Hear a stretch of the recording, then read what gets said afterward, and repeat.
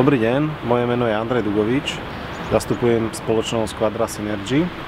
Sme mladá dynamická spoločnosť zaoberajúca sa vývojom, výskumom a výrobou produktov z ekologického poľnohospodárstva.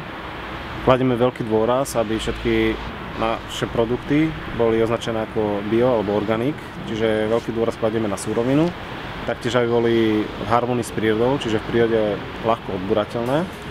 Výrobky skúmame, vyvíjame a vyrábame, čiže kvalita pre nás není fráza. Sme kľúč ku zdraviu. Budeme radi, keď si pozrite prejsť naše činnosti v nasledujúcich videách. Prípadne pozrite našu stránku. Ďakujem, dovidíme. Biotechnológia ako vedecká oblasť zasahujúca do mnohých segmentov života moderného človeka je dnes na popredných miestach aj vo výrobnej sfére. Rodiskom základných myšlienok a hypotéz z oblasti sú biotechnologické laboratória, v ktorých sa procesy testujú, skúšajú, kontrolujú. Práve tieto pracoviská zohrávajú kľúčovú úlohu pri rozvíjaní biotechnologickej výroby a zabezpečení potrebnej kvality.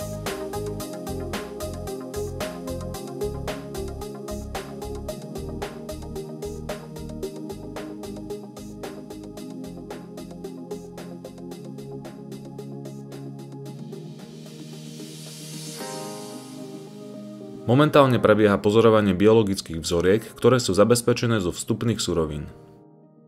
Makro- a mikroskopická analýza vlákien často poskytuje odpovede na základné otázky z oblasti kontroly kvality.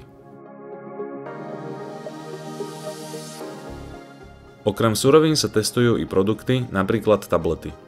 Overuje sa hmotnostná rovnorodosť, tvar a pevnosť tabliet.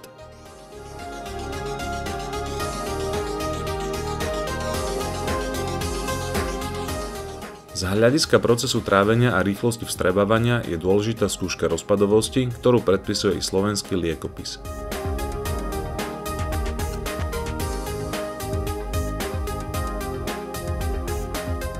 Nakoľko sa jedná o materiál živý, biologicky s biokvalitou, nemožno zabudnúť ani na chemické parametre. Vodivosť vodného výlohu môže poukázať na určitú kontamináciu vzoriek, pH hodnota na alkalickosť či kyslosť. Tieto analýzy sú podstatné i pri vedeckom hodnotení štatisticky spracovaných dát.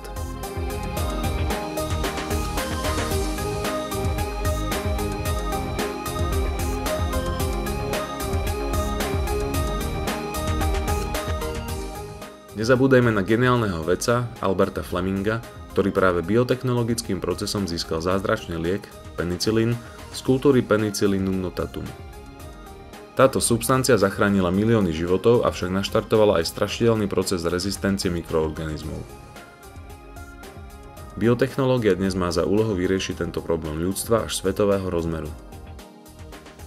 Návrat k bioliečivám a k ekologickým prostriedkom sú práve tie snahy, ktoré usmerňujú i aktivity našich výskumov, pozorovaní.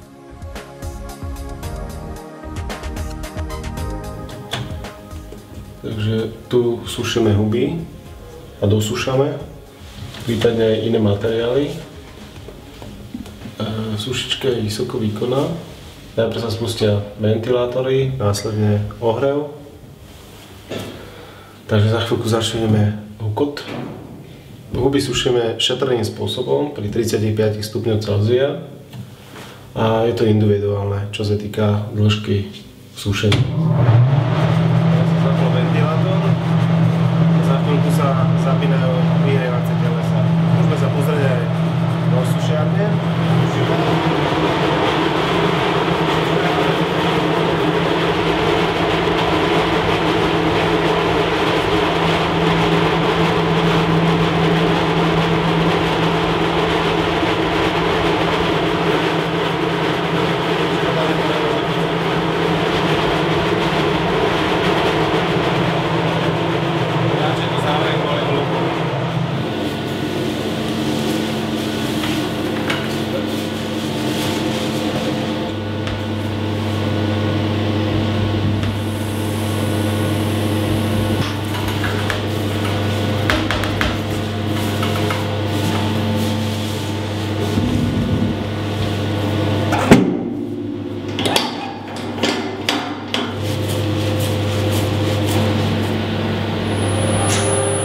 homogenizátor, toto miešame liečivé huby z s prídavnými látkami.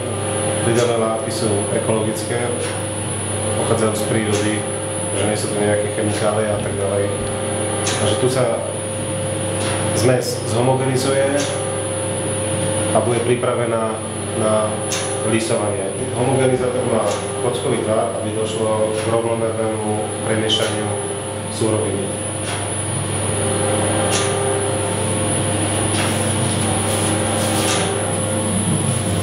Obsluha stroja musí dávať veľký pozor na bezpečnosť pri práci, stroj je veľmi nebezpečný.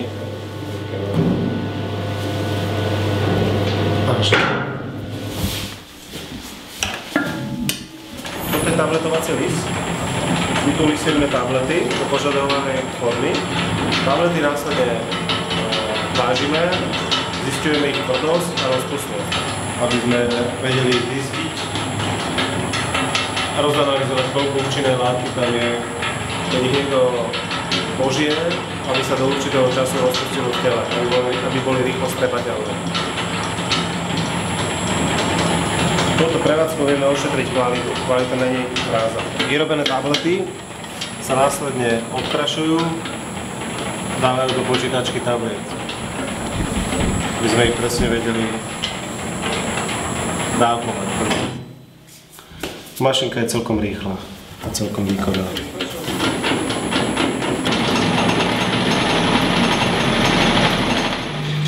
Teraz sa nachádzame v miestnosti, kde sa počítajú tablety.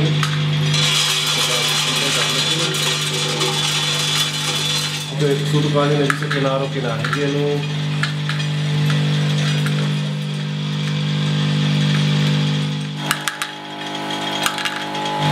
Teraz ich počítačka tablet dávkuje jednotlivo do svojich dosť.